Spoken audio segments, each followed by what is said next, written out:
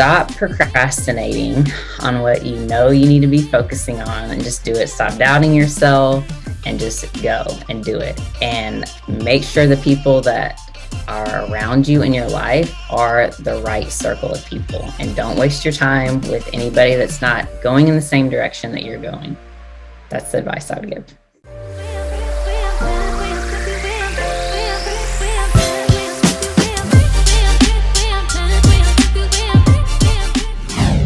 I met you at Olympus. I think that's where the first time that we talked and kind of got to know each other. And at that time, you were dating somebody at the gym and different things. And I didn't know a whole lot about you, but in that time, I heard the story that Whitney was in this crazy, terrible accident, and that she had a boyfriend at the time who ran her over. And she had this like whole spine issue where it got fused and all these things. So like crazy amount of pain and anguish and just emotional pain, physical pain, a look at like an insurmountable way to like get back to that place of like feeling good about yourself. Tell me, if you can, what was life like before that accident? Because we found out what you become afterwards, but like, give me that like place where you were in, how did it get to that? Oh man, it was so long ago. At that point, I think it had happened only 5 years before I met you, which seems like nothing compared to now, like 11 years later. But I was a completely different person back then. So it's kind of hard to remember, but I was 24 years old. I had a corporate job. I worked for Dell Computers. So I worked in corporate, and I had just started having a little bit of success in the competing world. Like I'd only competed for 2 years, and I was just starting to kind of get into it and figured out that I could be pretty successful in it after winning a couple of national level shows. So the person I was back then is just totally different. Like I didn't really think long-term into the future. I don't know. My goal was to get on stage and to become a pro athlete. So I didn't have any aspirations beyond that at that point. Where did that come from? Who put that goal in your mind? And did you believe at that time that you'd become a pro athlete?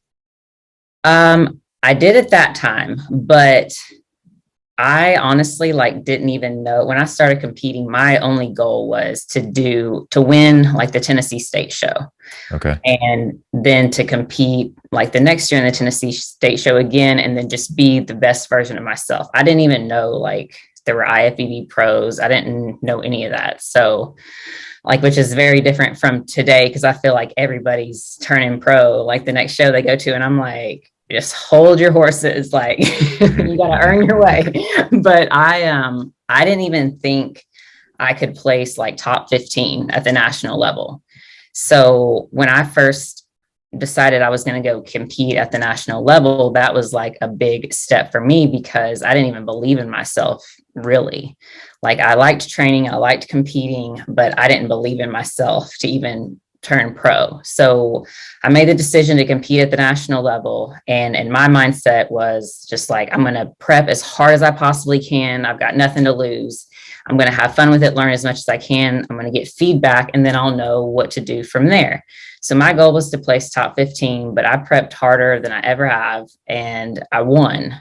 I didn't win my pro card, though. I just won my class. Okay. But only the overall winners were turning pro. So then when I actually won my class, then it got in my head that, oh, maybe I could be pretty good at this. Maybe I can turn pro, because I was like this close already. So that's how that goal kind of got put in my head, is I already had to have a little success. What was your limiting beliefs? Like, why do you think you had that? Was it from past experience? Was it from people talking into you? I don't know. Probably. I was actually dating the guy that tried to kill me at this time. And so I think it was already there inside of me. And then dating him, more like seeds of doubt just getting planted into my head about how I'm not good enough to go compete at that level, or like, why waste my time? Those girls are way above me. So I think it's a combination of that just already being there. I don't know how it got put there, but it's a combination of that, and then him just reinforcing those lies in my head. Right on. Yeah, that's great. Um, if you're listening, you got to understand the circle that you're a part can make or break you. There's so many good people that can lift you up, but often we float with the people that are bringing us down or tearing us down. And you're limited by the circle and their influence on you because they're painting the picture for your future, as opposed to you just saying, you know what, I've succeeded in just about all the things that I've done. I got this job, I'm doing well, I'm competing. And why can't you go into a show saying I can win it? Like when I hear competitors, and granted there should be some time and there should be expectations, but like, everyone comes in, it's like, well, maybe this or maybe that. It's like, you know what I mean? Like I understand like earning your keep. Like, when you play football in high school, there's the freshman, the JV, the varsity, etc. like on our side. So it's like, that there's like this escalation. Same thing for, the IFBB. You got the NPC level, the amateurs, then the national level, then the pro level. But, if we're going to set off on our journeys, shouldn't we be aiming for the top? And I mean, I know that's what you were going for, but like for the people listening, like you got to have that big goal, that big thing, and the why. So let me ask you the why. Can you remember, and this is a while back, can you remember the why? What would that do for you? Like and I know we're both on the same page with like professional development and, really digging in and the because goals and things of that nature. But like, what was the reason? What was that going to do for you? Because you already had a job. Mm-hmm. So if we're talking about the old me, there was no why. It was just, I never thought past any of that to think about like the why. And which is a huge part, by the way, of why I talk about that so much when I'm helping competitors today. And I make them start thinking about this stuff because I never did. I didn't have a reason why. It was just, it fueled my competitive nature. And, I had a corporate job that was not fulfilling to me. I made great money in it and it was a stable, great job, but it just wasn't fulfilling. So the competing side of things, that just fueled my competitive nature. I was passionate about it. And so that was my why. It was a hobby. Why. It was more of a hobby. And Yeah. then you saw that maybe there was like this other thing that could be happening with it. Okay. Yeah. All right. So accident happens. What happens from there? Like, this catastrophe takes place. And I don't know if you want to elaborate on like what that was for the audience or anything like that, but like, if you want to share, this is your place to do that. And like, give me how long, the struggles that you had to go through, the thoughts in your head, like, please, this is really where I think growth happens, just learning through others and their place. So I'll explain it briefly, just in case like anybody doesn't really know my story that's listening. So the guy that I was dating, it came to an end, I guess. I just was fed up basically with the toxic nature of everything. He finally put his hands on me, tried to strangle me.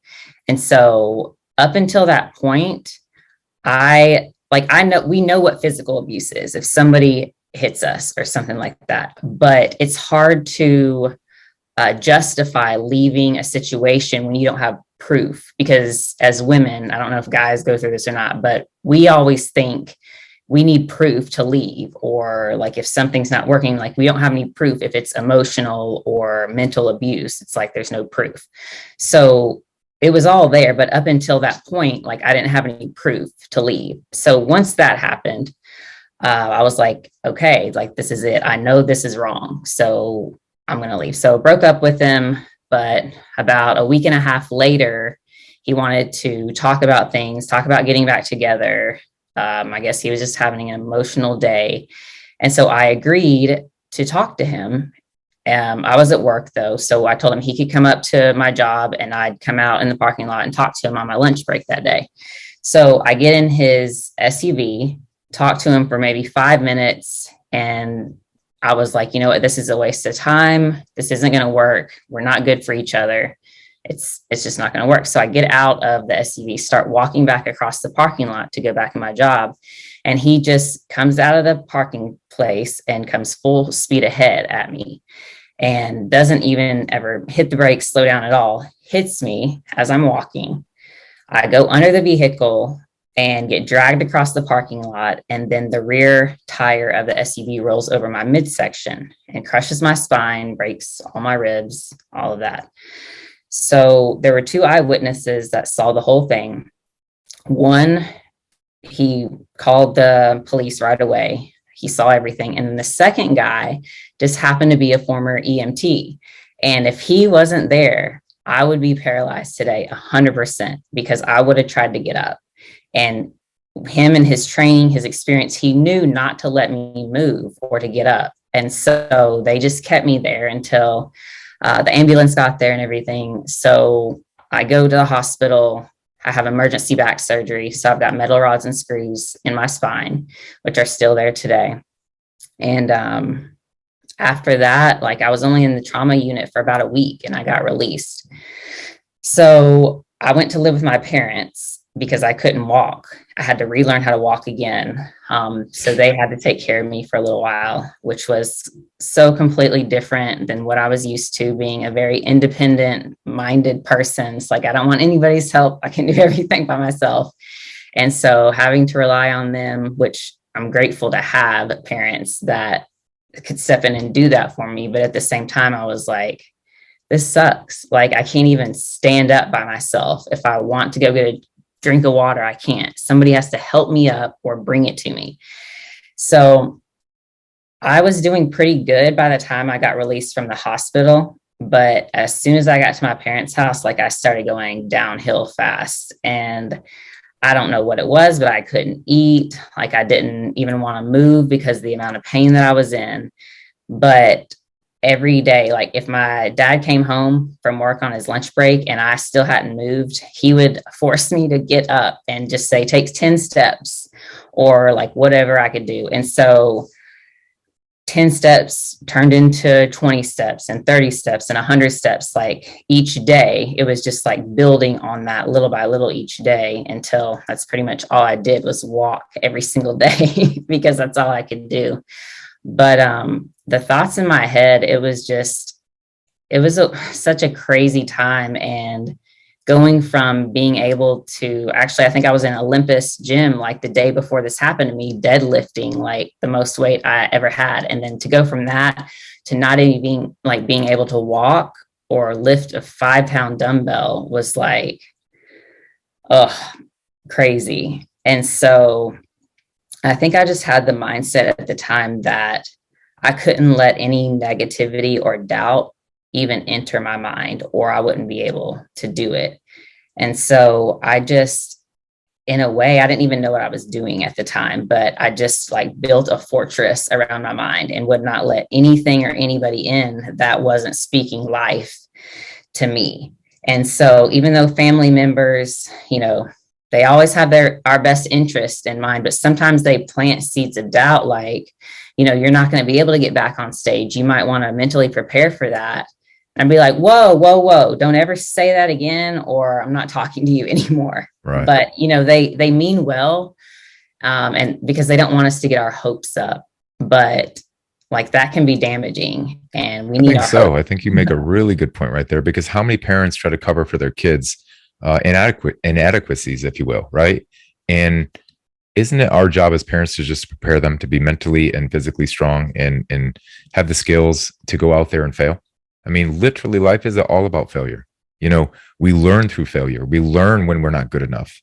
And that gives us drive and energy to overcome.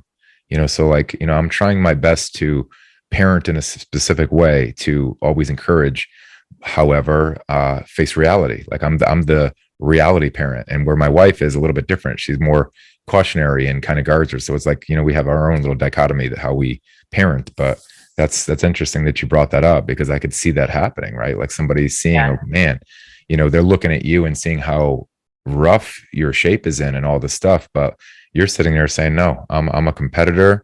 I'm going to fight through this. This is my livelihood. This is not my livelihood, but this is my life. I need to be able to move and feel well, because, you know, what else are you going to do? I mean, if you have the means, right? Yeah. And that was my driving force, like for even overcoming this. So I needed that hope. And like the Bible even tells us, like, don't throw away your hope. You need hope to be able to move forward and overcome things. So that was super important. Do you have any influence in faith during that time or before or now? I think you do now, right? Mm-hmm. So it was kind of cool because I grew up Catholic, but I stopped going to church when I was probably 14. And I had just started going to a non-denominational church like less than a year before this happened to me. So I feel like for the first time, really just getting to know God and who he was and developing a real relationship with God. So I was very new to it, but my faith definitely was a major part in getting through it. What stopped you from going to church when you were 14? Well, I was 14. And so I don't know. I think there was a new priest at the church. And so my parents just for some reason decided like, okay, we don't need to go anymore. So we just completely stopped going, which Okay, I so it was didn't your parents care. that was pushing it, Mhm. Okay. Yeah. And Yeah. so when you found the non-denominational church, what was the message that you felt differently? Because if you listen back to some of these podcasts, we talk about it here a lot. And there's going to be a story that I share with one of my clients, Chris Neild. He was one of my one-on-one clients back when I was in California, and we both had like a revelation together. Really interesting. He's writing a book, and I'm a full chapter in his book, which is really cool. Cool. But yeah, what was yours? Like, what is the messaging that you kind of like took in? Because I also grew up Catholic, but then I changed to more like, being born again. I don't the term whatever, but it's more Christian based, right? So what was your take home from that? I think I knew that you grew up Catholic, but I forgot until you just told me. So I think that it was more focused on relationship instead of rules. I never liked going to Catholic church because it was just like a list of rules that you had to follow. And I'm not a rules person. I don't like rules or following rules anyway. So that was the biggest difference is like people just wore whatever they wanted to this church. And it was just laid back and it was just focused on having a relationship with God and knowing God and not about like all the other things that you need or have to do to be loved by God or to go to heaven or any of these things. So it really shifted my focus in learning that, we're already loved by God. Like we don't have to earn it. And that actually took me years to actually fully understand, but it's not a works based thing. I hate the word religion because religion is man made and it's just a Mhm. bunch of rules. And I don't like that. Yeah. So, Yeah, I think I offended one. Not, I didn't offend my guest, but I was like, "Are you into faith?" I was like, "Yeah." I was like, "Well, what religion?" He's like, "Well, I didn't say I was in a religion, but I'm into my faith." So he like pulled that card on me. I was like, "Yeah, I get that actually." So, yeah. pretty cool. But all right, so let's talk about like the rise of Whitney Wiser, right? So you have this traumatic injury, and you get back to it now. So what happens? You're getting back to the gym. You're getting stronger, better, etc. So do you just immediately jump back into it? What does that look like? And give me till now. Like give me a quick one so we can kind of get into some of these topics. Okay. So immediately after, of course, it was just a slow, long process. And my focus was just getting back to the stage. I wish I had a deeper pushing point or whatever at that point, but at that point I didn't. It was just about like survival. So it's like, there's survival and there's surviving and there's thriving. At that point, I was just still surviving. And I just needed to get back to the stage and still follow through with my goal of turning pro, no matter what obstacle got in that way, which was getting run over and having a crushed spine. But I didn't care. Like I knew it was going to take longer. I knew the plan had to change, but the goal was not going to change. So I did jump right back into it, which I absolutely should not have. But being stubborn, I'm like, I don't care. I'm going to prep. I'm going to get back on stage. And I did. But of course, I didn't place at all. Like I just won the show the year before. I got back on stage the next year at that show and I didn't place at all. And then I did another show a month after that, didn't place at all. So I was like, all right, it's going to take even longer. So then I just kept prepping another year. And then I was back at a pretty competitive level. I did like 6 back-to-back shows and got top 3 or top 5 at every national level show. I was still falling short, like 1 or 2 placing, like every time of turning pro. But I finally got my pro card in 2014. So 3 years later, it took a little extra time, but I got it. And then after that, so since competing and turning pro was my whole goal in life and my whole purpose at that point, when I actually turned pro and achieved the goal, I had no idea what else to do besides keep going. So I kept going, and at the pro level, and didn't even place top 5 like 6 times in a row. I competed 6 times that year. And then the next show, the 7th show, I showed up and I won and I qualified for the Olympia. So I competed at the Olympia in 2016. Yeah. So after that, I kind of had a feeling that I couldn't keep up with the competing for too much longer. As I got older and my back just wasn't going to be able to handle it for the rest of my life. And so I was already judging in the sport. I was already helping run shows and just do whatever was needed, basically just volunteering. And I was trying to figure out, like, how can I be more involved in this and actually like make this, my living, because I love it, but I don't know what to do. And I just happened to be judging at a show. I don't know what year this was, probably 2016, 2017. I was judging a show here in Tennessee that doesn't exist anymore. And I was looking at the stage. There was one dinky banner hung up on the stage at like a high school auditorium, and it was just garbage. And I'm like, these athletes prep so hard, and this is what they get to walk on a stage with one banner on it. This is horrible. They didn't even get a competitor bag or anything. And like, I was so just mad at the whole situation. And so it just got in my head. I'm like, I could do a show better than this. This is horrible. And so the idea popped in my head, and it just kept coming back to my mind, And I got the idea for an all-female show.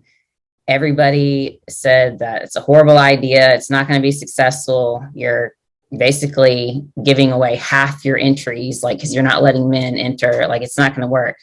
And I'm like, well, just let me worry about that. Just let me get the sanction approved, and then whatever, it doesn't matter then. So I started the Nashville Fit Show, and started getting that ready in 2017. I actually had to borrow money from my dad to even get like the sanction deposit put down. And then I had to pay a deposit for the venue, and I had almost $0 in my bank account. So I told my dad, I'm like, look, I need to borrow just a couple $1,000s. I have a great idea. It's going to work. I'll pay you back in a year. And he was like, okay. So I never asked my dad for money. So I think he knew that if I was asking, I really needed it. So he gave it to me. And I got everything going. I actually put the deposit down on the venue before I even had a sanction approved for the show, because I wanted to make it happen. And I had to just have the faith to just do that and show I was serious, basically.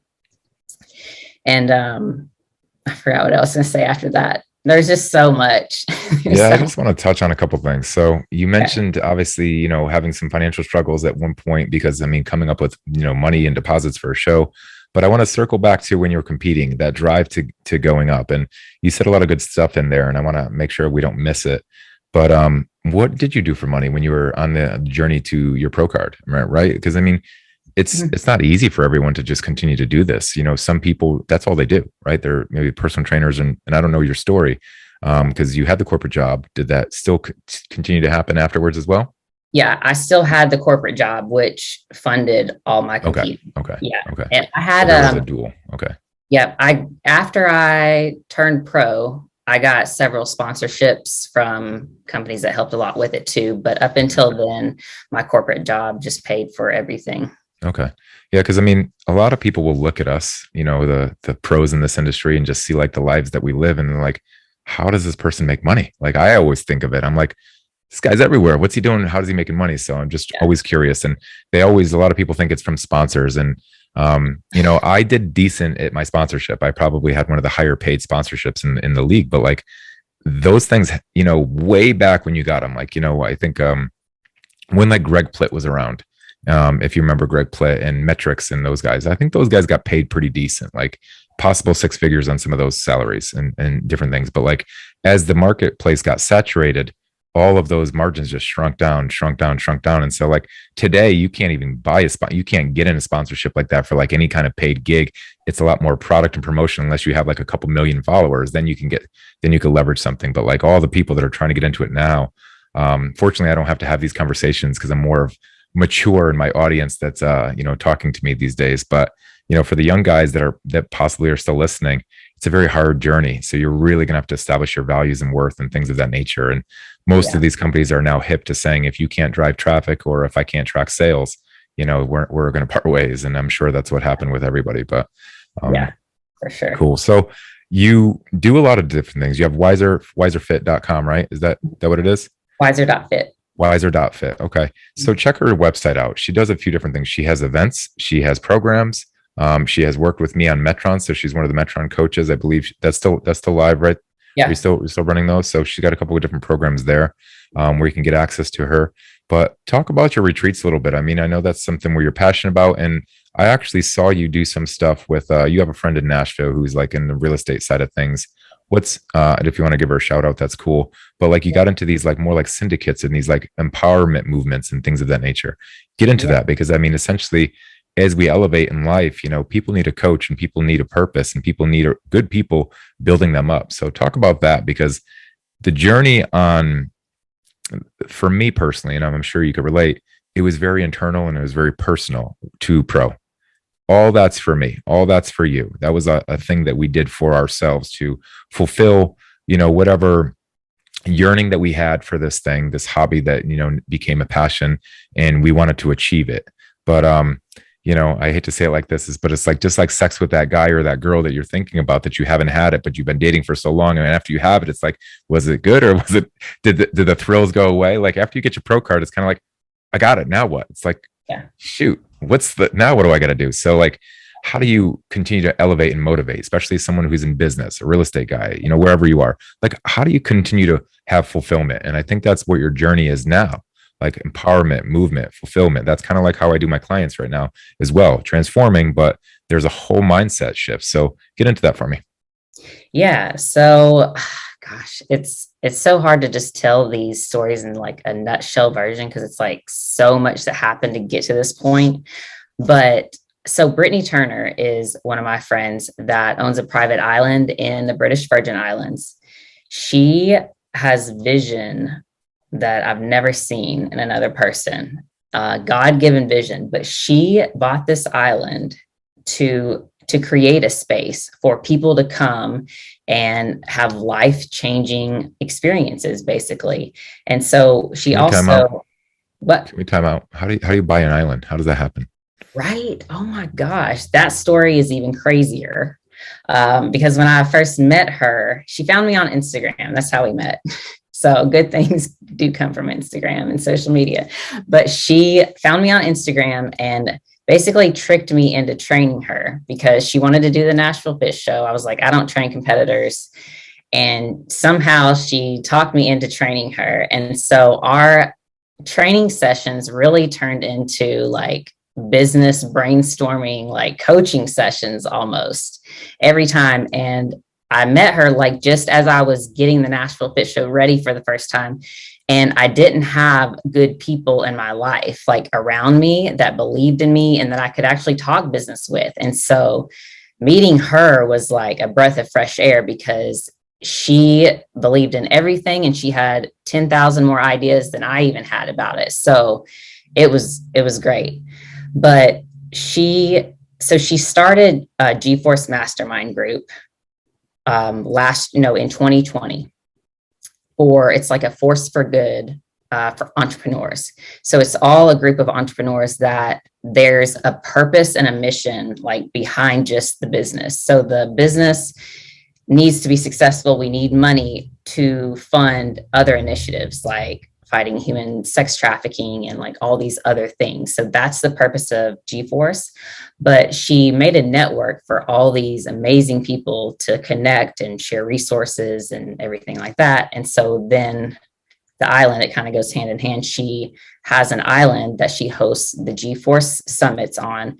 And then we've got the Elevate summits. And the Elevate summits each have a different theme. There's 5 of them. There's abundance, there's love, there's strength, presence, and a dream. So they all have like a different theme, but it's all about elevating your life.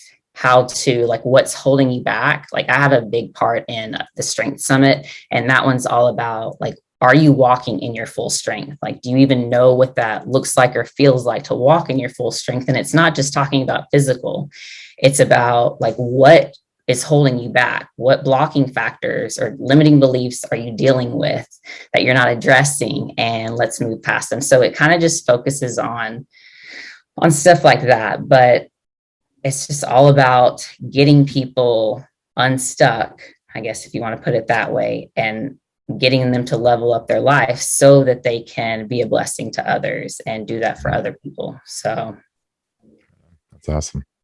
You didn't answer how she bought the island, but that's okay. We'll move past that. We'll get into another day. It's a long story.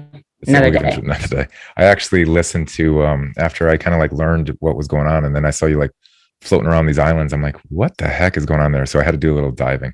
So I did a little research and probably listened to a couple of podcasts she's been on, but pretty cool. Yeah. Nashville, making things happen around here. There's some other things that are coming into this area, some other coaches that I know about coming to this market. So it's growing. It's growing. So talk to me about today. Like, you know, who do you serve? How do you help them? Who is your target demographic? I mean, most of the people listening to this are most likely guys. So I don't know if this is going to serve you well. I'm assuming you're more of the Nashville Fit Show caliber, but they might have wives. They might have people that might, look into you and your services and things of that nature. So tell us how we can, bring people to you. All the guys listening have women in their lives. So that's right to do. So I serve mostly the competitor market, I guess. No, I'm not going to say that, because the audience that I serve, maybe they were once a competitor or maybe they want to be a competitor, but I have different things for whatever stage they're at in their life. If they want to compete and they want to compete in the Nashville Fit Show, I've got the Nashville Fit Show. Great. I also have workshops that will help you be successful on the stage. So I host tons of competitor workshops, which they love. But in those workshops, I don't just teach them like how to pose, how to do their tan, how the judging works. I have to incorporate purpose, like what's your why? And most of them have never thought about that before. So I love it. And we go through like, why are you even competing? Why do you want to win? If that's your only goal, then you're not thinking big enough. So let's talk about what is your real goal, like your ultimate goal, and how to use their journey to the stage for bigger things in their life. Because as a competitor, and like you develop a level of discipline and commitment and like organization that most people don't have. So you develop all these skills, like you've got to use that for more than just getting to the stage. And so that's kind of what I talk to them about. So then as they go through their life, they're done with competing and they don't have a purpose anymore. Great. You can come on my retreats and we can find you a purpose and what your purpose is. And that's kind of what I do. So I started hosting the retreats to really get deeper than just the competitor level stuff. Because when I quit competing, which I never really talk about this that much, I just am like, I stopped competing. I started the show. Life's great, blah, blah, blah. But no, how did you feel? How did you feel? What was that mental anguish? Because I have it too. Life wasn't great. It was depression, because that was my identity. I'm Whitney Wiser, IFBB PRO athlete, Olympian. Like that's me. That's what I do. And then when I wasn't competing anymore and people are always like, when's your next show? I'm like, I don't have a show. Like, it's like my whole identity was lost and I was lost. And so it took me a while to figure out like normal life again and be okay, like that I'm not stage ready all the time, or, I'm focusing on business, I'm focusing on other things. And so going through the deep, dark depression makes me, like what I went through makes me want to help other people, other women, especially, that I know are going to deal with that. They don't even know they're going to deal with that yet, but I know what they're about to go through. And so I start bringing these things to their attention, like start thinking of a purpose, like what is your real identity? Because it's not an athlete, like that might be part of it, but you're more than that. So if try to bring these things to the front of their mind so they start thinking about them, so that when they get to that point, they're already mentally prepared. They're not going to go through a deep, dark depression because their identity wasn't rooted in being an athlete and only an athlete. And so that's my whole goal and purpose, is to prevent other people from going through the pain that I've been through. And so that's basically what all my businesses are based around in a nutshell. I've taken a different approach. I kind of try to push people from not competing. Actually, I'm sorry, Whit, I'm taking money out of your pocket. But you serve the purpose that I serve as well, because I think what happens is people start this journey and I just be like, I think you're thinking of something that's not what you want. Like, people don't wake up and be like, I want to be an IFBB pro. Somebody puts that on them that they want that, and then there's a journey to do that. But most people want fame. They want to feel loved. They want to feel, have a self-worth and confidence and look good and feel well. Well, I think there's a lot of other opportunities that can give them all those things. Photo shoots, retreats like you have, challenges, things of that nature, where they can be more fit for life. I think when I retired, right, from the show, I hate the term, but when I kind of walked away from it, I was like, man, I spent so much energy into my last show that there's zero chance that I can do all the things I want to do well with my business and all that. So like the last classic show I did, that was my last show. And that was in California, 16, 15, something like that. I don't know. But, I just was at the expos like you, because she was an Optimum Nutrition athlete for a while. We always saw each other at the shows or the expos. And, I always saw like my other people in the industry just pumping people up and getting them ready to do these shows. And I was like you, I was grilling that why. Like, hey, it's Capurso, nice to meet you. But why? Why do you want to I want to be just like you. Why? What do you even know that to be true? Like, what does that even mean to be like you? Because if you saw my head, if you were in here, you might not want that. You know what I mean? So it's like, I wanted to like prepare these people that, you're here and I'm cool with your excitement, and I'm thrilled and more grateful than ever than, to just like have a fan, right? Like, that's amazing to have these people that are really, truly look up to you. But I think it's our responsibility now, as leaders and people that have this presence, to really speak into these people and be like, I think your energy is being misdirected right now. You may think you want this one thing, but after having it, what's it going to do for you? If this thing can't go do X, Y, and Z that you thought you were going to get to, then why don't we take a different route? We and it's coming up with that. And so like, I probably pigeonholed myself a little bit because I had some, clout in the industry, but I was never pushing it. I was always pushing other things, so like I didn't use what I had myself personally, but I'm really happy to hear that you are in damage control with competitors' mind and psyche, because it is serious, man. Like the competitor mind is different than, anyone who walks around, you gain 5 pounds and you're fat. You're like, but yet you're like sub 10% body fat. And you're like, you know what I mean? I do not recommend competing for everybody. But I definitely drill down to, I'm like, why, like come up with a plan for exactly why you want to do it and what you want back out of it. And then, okay, maybe you can compete, but not until that point. Yeah. It's strategic, right? It's like one of those things where, look, it's up on my list. Let's go for it. Then let's go after it. But like, the winning and kind of like your mission, you're like, look, I'm going to turn pro and I'm going to kill myself to do so. That's balls, right? You got some cojones right there saying like, that's it. I'm going to do that. But you believed it after you sniffed it and touched it and tasted it and be like, I could win. Then it's believable. Then you actually have it. It's like, I don't know who broke that record back in, I think it was the 60s, was it the mile record? I don't know who it is. I just heard this from Les Brown. And, no one could think they could beat it. But once you get close and you actually have like this mental mindset that you can actually have this outcome, you're amazing. You could just do so much more. So it's like, with that being said, then why can't we unlock that capacity in other people before they believe it? Like, let's put that into them. Let's, like faith, for example, like we can't see certain things, but yet we believe it. We believe that there's a trajectory for us that's beyond our comprehension. And that's having faith. But most of us walk by sight. Most of us need to touch and feel and smell and taste these things. Although, there's a lot of believers out there that are believing by faith or believing in something without having it yet. So it's just an amazing, way to just see what you can do with your mind, I feel like everything you just said just reminded me of like, because I coach on posing. I do posing sessions. too.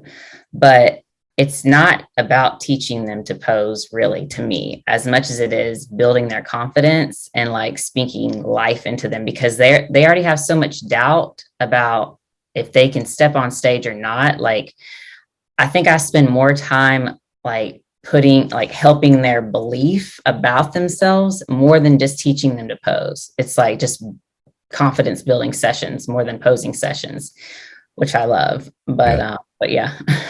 And where are they getting that negative reinforcement from, right? Think about like the people in their lives, right? Or these, just so many people are just receiving just negativity. And it's so easy to do today with social media. You put up a post and you think it's phenomenal, and you got somebody sitting there just hating on it. And you're just like, man, where does this come from? But, it's just one of those things that, there needs to be more of us speaking life into people and, being real and just lifting people up. And I don't do it from like, let's just put hearts on everything. And, we're just going to like happy days. Like when I hear retreat, for me, it's kind of scary because I was literally in a call prior to you today. And it was one of the coaching groups I'm in, and it was like a mindset thing. And some mindset things for me, I can't sit in because it's too like bunnies and roses. You know what I mean? Like, it's just like, oh, fairy tales. And I'm just like, that doesn't sit well with me. Like you need to, I'm a different character. So like, I know some people love that stuff, empowerment movement and different things. And some people need like a little bit more real talk and opening and unlocking. So you got to figure out what your flavor is.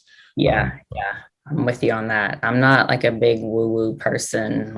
So it's, I have a different style too, but yeah, I guess the word retreat can be scary depending on like what you've experienced before. Right on. Well, I'm assuming, from knowing Whitney and knowing her personality and just seeing the arc that she's overcome and where she's at today, and she's glowing through the camera right now. So if you're just listening, go watch the episode. We'll throw it on YouTube. So she's a rock star. I've known her for a little while now, and I'm glad that I did. We'll be networking and probably doing some more things. So like, if you have a question for her, let me know, throw it in the comment section, wherever you see this. And, we could bring her back on a guest, or maybe I'll appear on one of her whatever she does. She does all these things all over the place. So, you're going to get plenty of her, and she's growing. She's literally growing with steam at this point, and the networks and the relationships that she has, I have no doubt that she's going to be somebody that, you'll see maybe a household name at some point as she makes a name and just grows this thing up. So continue to support her. I would say, go follow her out. And where can they do that? On Instagram at Whitney Wiser Fit is my main page. So just go there and it'll lead you to all the other pages. Oh, good. If you were to give your 30-year-old self personal advice, because like my audience is probably right around that mark and a little bit older. So that's why I want to go specific. 30 years old self, what would you speak into that person on where they are, what they should be doing, how do they take action, what they should be thinking? Stop procrastinating on what you need to be focusing on, and just do it. Stop doubting yourself and just go and do it. And make sure the people that are around you in your life are the right circle of people, and don't waste your time with anybody that's not going in the same direction that you're going. That's the advice I would give. Wiser.fit. If you don't know Whitney Wiser, go check her out there. Wiser.fit. Check out all that she's accomplished, the networks that she's created, the people that she's helping.